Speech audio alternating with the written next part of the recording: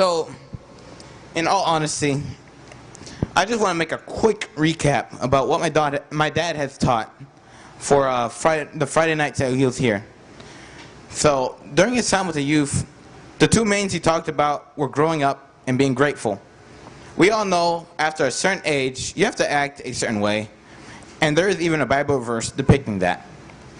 When I was a child, I spoke as a child, I understood as a child, I thought as a child, but when I became a man, I put away childish things. 1 Corinthians 13:11. Things that were mentioned were how infants cried, toddlers taught, and teens...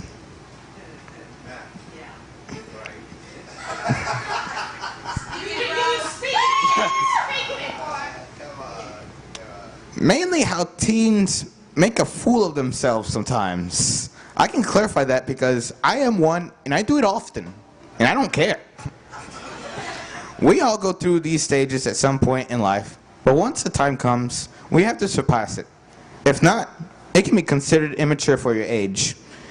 We've all seen some individuals who still haven't passed certain stages in their time, if you know what I mean. We can help them, but they'll still be a tad delayed. All we can do is give them our love, and they'll be...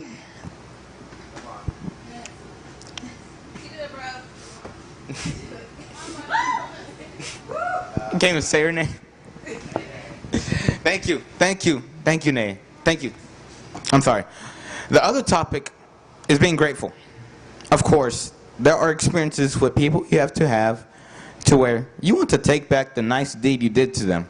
For example, you can open the door for someone, but if they waltz in without saying a word, you get that little twitch in your eye, and you'll start feeling infuriated, wrathful, irate, and cross. Do any of you feel that way, or is it just me? The smallest difference can make someone's day if you say please and thank you. One of my pet peeves is people not being grateful. And you can see it all the time with kids and me. If my sister doesn't say thank you or please, I cut her real quick. Don't play with me when you don't say please or thank you. My father presented a video of a short documentary of a 17-year-old named Zach Sobiek, who was diagnosed with osteosarcoma, and he only had a few months to live. The young singer and guitar player turned to music to say goodbye to his friends and family by creating a song that sums up his life. Most people who find out this awful revelation of their shortcoming life either sulk and do not until they die, or live it out as if they were the happiest individuals in the world. This young man composed a song that was a goodbye to his family and friends. The song was named Clouds. The heartbreaking song, written by the Minnesota teen, now has over 400,000 views on YouTube, and probably 4 million after a month from then. Zach sings, "We'll go up, up, up, but I'll fly a little higher. We'll go up the clouds, because the view is a little nicer. Up here, my dear." After watching the 22-minute documentary, we're all a little saddened, but we realize his things change when someone will die in a few months. Everyone changes when they meet a person who has an extremely shortened life. And if that person is the most gleeful individual you meet, even comparing to those who have their entire lifetime, it opens your eyes. You become far more grateful. You begin to appreciate the little things in life, including the little bugs that irritate you, the little mosquitoes that bite you, and basically any single bad thing, you'd actually consider it good. I mean, look at the lights here. They irritate my eyes so bad because I spend most of my time in front of a computer, and my eyes have been weakened. But when you become more grateful, you begin to realize you're able to see. You're able to feel everything around you. You're able to hear. You're able to smell. And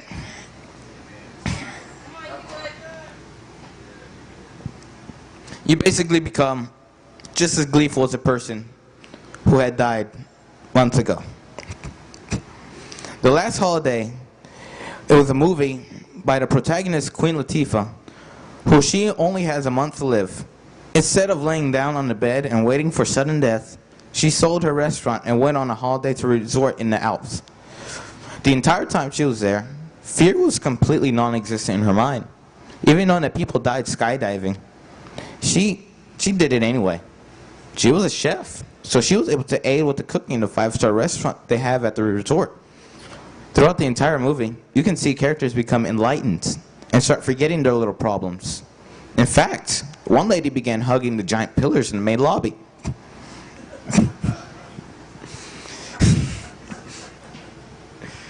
All because she was enthralled from meeting a character whom only had shortcomings in life. Not to stereotype and offend people, but we Americans are pretty spoiled. We want and want and want and want and want some more, even though we have surpluses of food, medicine, shelter, etc., etc., etc., yet we don't appreciate as strongly as we would as individuals from foreign countries. When we went to Panama, I was heart-struck because although I didn't think much when I saw the high-rises, I didn't think much when I saw huge skyscrapers and furnished floors of roads. I saw glossy marble, and I saw the architecture of probably derived from Greece, the most beautiful thing you ever see. But right next to all of that are poor houses of metal tin where people live at. There are buildings, very, very old buildings that are falling apart. Yet people are living in them, and they are thriving, and they are happy. Yet comparing, they don't see what they don't have. Even though the high-rises are right next to them, they just look at it as an obstruction. They're living life. They're looking at the rich as if they're not happy. And honestly, they really aren't. The rich, as we said, all the people want is more. They just want more. Even though they have everything they need, they want more, more, more. It could be materials, it could be rings, it could be cars, it could be houses. But all they do is want more of it. They get it. They'll be happy for a few seconds. But just give them a day or so. They're going to want some more. And even though all the people in those broken up houses, striving in those towns, that don't have much, not even water, everything is filthy in those roads, they're still the happiest people alive. You could go there and you could see the happiness. You can see people greeting each other. You could walk by the street and everyone will be happy.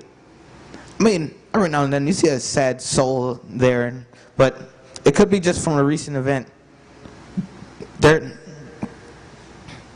Some of their lives are just, I don't know how to explain it. If we have so much, how are we so upset most of the time? How can we be so ungrateful? How do we know if we don't have too much? How do we know if we don't have much?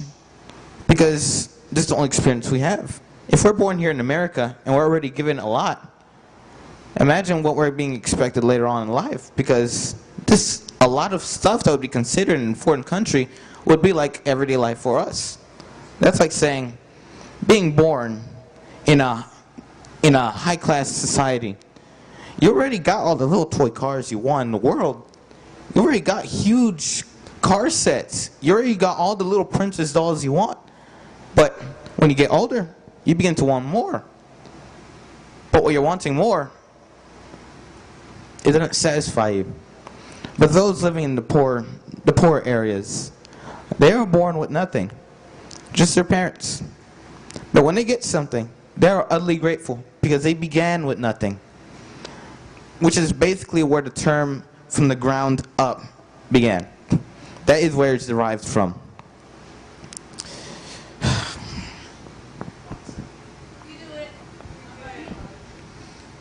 As a quick recap, I honestly didn't write any of this down. But I think I emptied out my mind enough. And after hearing Nene's message, I must admit, I'm still a little awestruck. So I just wanted to thank you.